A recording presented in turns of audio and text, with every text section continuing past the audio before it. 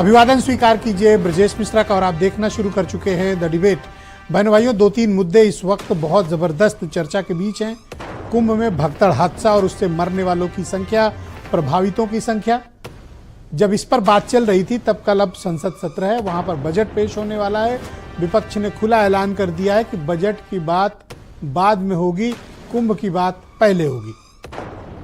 इसका इम्पैक्ट दिल्ली के चुनावों पर भी क्या पड़ेगा और क्या मिल्कीपुर पर भी पड़ने वाला है, इन सारे मुद्दों पर एक साथ आज हम इस डिबेट में चर्चा करने वाले हैं।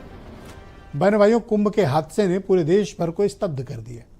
पूरे देश भर के लिए ये हादसा बहुत ही अपने आप में एक बहुत ही हैरान कर देने वाला, बहुत ही दुखदाई और कष्टदायक था कि हमने इतने श्रद्धालुओं की जान वहां पर गई स्टैम्पीड के चलते।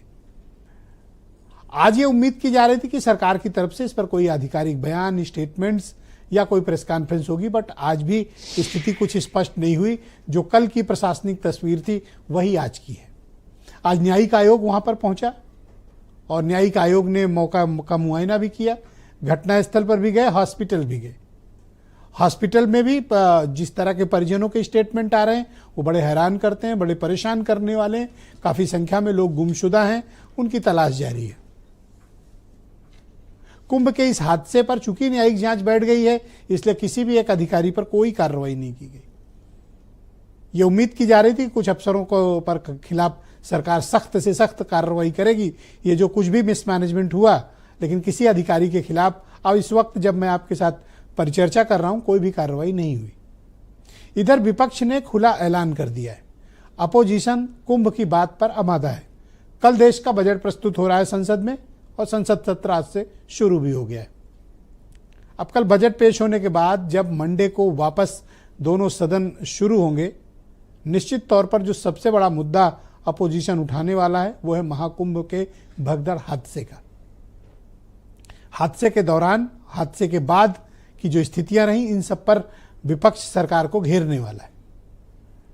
सरकार ने अभी तक दूसरे दिन कोई आधिकारिक स्थिति भी स्पष्ट नहीं की कि एक्चुअली वहां पर क्या हुआ था, कितने लोग मरे हैं, घायल कितने हैं। सोशल मीडिया में बहनों भाइयों तरह तरह की चर्चाएं चल रही हैं। इतनी तरह की चर्चाएं चल रही हैं कि लोग असमंजस में हैं कि एक्चुअली मरने वालों की संख्या कितनी है, एक्चुअली वहां पर क्या हुआ था, और जो मिसिंग है उनको तलाशने के क्या प्रयास चल रहे हैं। ये सारे विषयों के बीच आज पूरे दिन इंटरनेट पर, सोशल मीडिया पर यह जबरदस्त चर्चा का विषय रहा। मीडिया को आधिकारिक प्रतिक्रिया ये पुलिस की या प्रशासन की तरफ से नहीं आई, ना डीआईजी कुछ बोले, ना मेला अधिकारी कुछ बोले। यह है कुंभ की स्थिति। और उस बीच अब बसंत पंचमी का पर्व आ रहा है। बसंत पंचमी के दिन भी शाही स्नान होता है और उस दिन भी बड़े पैमाने पर जमावड़ा। इस बात का भरोसा जनता को चाहिए। जो श्रद्धालु आ रहे हैं उनको इस बात का आश्वासन कौन देगा कि अब उस तरह की घटनाएं नहीं होंगी और उन्हें सुरक्षित तरीके से संगम स्नान के बाद अपने गंतव्य वो रवाना हो सकते हैं, वो रवाना सुरक्षित पहुंचेंगे भी। इस तरह का आश्वासन भी बड़ी संख्या में आ रहे लोगों को चाहिए। बहन भाइयों, प्रयागराज की जो भौगोलिक स्थिति है, 8 दिशाओं से वहां पर के दूसरे जनपद या दूसरे राज्य कनेक्ट है वहां से, और इन सभी 8 हाईवे पर हालात बड़े विकराल हैं। बहुत भारी संख्या में लोग पिछले 48 घंटे से यहां पर फंसे हुए हैं। जगह जगह होल्डिंग एरिया बनाए गए हैं। उन होल्डिंग एरिया में ये लोग अभी तक रोके गए हैं। क्यों? क्योंकि प्रयागराज शहर के भीतर इतनी क्षमता नहीं है कि इतने श्रद्धालुओं को अपने यहां ले पाए। लिहाजा होल्डिंग एरिया 30-30 किलोमीटर में बनाए गए हैं और लोग वहां पर रुके हुए हैं 48 घंटों से, और बड़ा मैसिव ट्रैफिक जाम है, पहुंचना कठिन है वहां पे। इन हालात के बीच बसंत पंचमी का पर्व कैसे होगा, सरकार का उस पर दृष्टिकोण क्या है, और स्थिति सामान्य कब तक होगी, आम श्रद्धालु वहां कब कैसे जा सकता है, इसकी पूरी एक एडवाइजरी आनी चाहिए थी। इसकी एक सूचना होनी चाहिए थी कि इन रास्तों पे ये बाधाएं हैं, हमने यहाँ पर लोगों को रुकने का इंतजाम किया है, यहाँ पर ट्रैफिक डाइवर्ट है, यहाँ पर हमने होल्डिंग एरियाज बनाए हैं, आपको यहाँ इतने वक्त इंतजार करना पड़ेगा। अगर आप किसी को क्लैरिटी दे दें तो सारी समस्या खत्म। अगर ये पता चल जाए कि अभी हम 3 दिन वहां नहीं जा सकते, लोग नहीं आएंगे। लेकिन कोई रास्ते में है और उसको किसी ऐसी जगह रोक लिया गया जहां ना उसके पास खाना है, न पीना है, न पानी है, न दवा है, कुछ नहीं, लोग परेशान हैं और बेहाल हैं। इन होल्डिंग एरियाज में लोग रोक दिए गए हैं।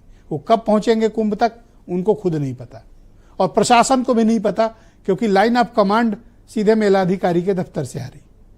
तो अब इसको निर्णय भी कोई नीचे नहीं ले सकता। इसी बीच अब कल भारत का बजट प्रस्तुत होने जा रहा है। बजट के फौरन बाद बहनों भाइयों पूरी चर्चा सदन में कुंभ पर ही होगी, और सरकार को इस पर जवाब भी देना पड़ेगा। आप कुछ स्टेटमेंट सुन लें, फिर आज की चर्चा को हम आगे बढ़ाएंगे। बजट की बात तो बाद में होगी। ये सत्र और आज का दिन कुंभ में जिन लोगों की जान गई है उनके शांति के लिए जरूर बात रखी जाए।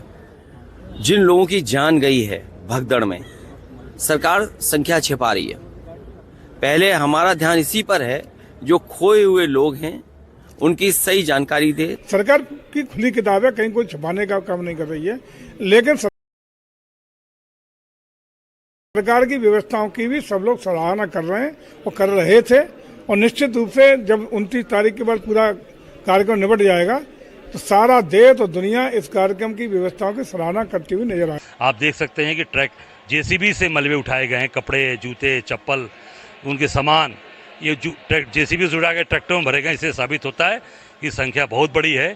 सरकार विफल है। सरकार केवल और केवल झूठा मातम बना रही है, झूठी बात बोल रही है। हर आदमी को भारत के लोकतंत्र के बने हुए विधि विधान को स्वागत करना चाहिए। जहां न्यायिक जांच लिख दी गई है, जांच होने तक, जब तक जांच का रिपोर्ट नहीं आ जाए, आदमी को उस पर किसी प्रकार का अफवाह भ्रम नहीं फैलाना चाहिए।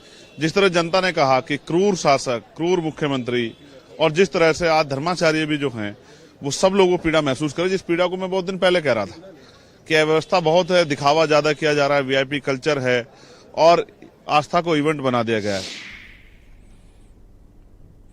तो बहनों भाइयों, आज की इस परिचर्चा को आगे बढ़ाएंगे। ओपी सिंह भारतीय जनता पार्टी के प्रवक्ता हमें ज्वाइन कर चुके हैं। सुनील शुक्ला जाने माने पत्रकार हैं, प्रयागराज में बड़ा लंबा अनुभव 40 साल का उनका पत्रकारिता का है। उदयवीर सिंह समाजवादी पार्टी के प्रवक्ता हैं। सुरेंद्र राजपूत कांग्रेस कमेटी के प्रवक्ता हैं। अनिल दुबे राष्ट्रीय लोकदल से। आप सभी का शुक्रिया और धन्यवाद।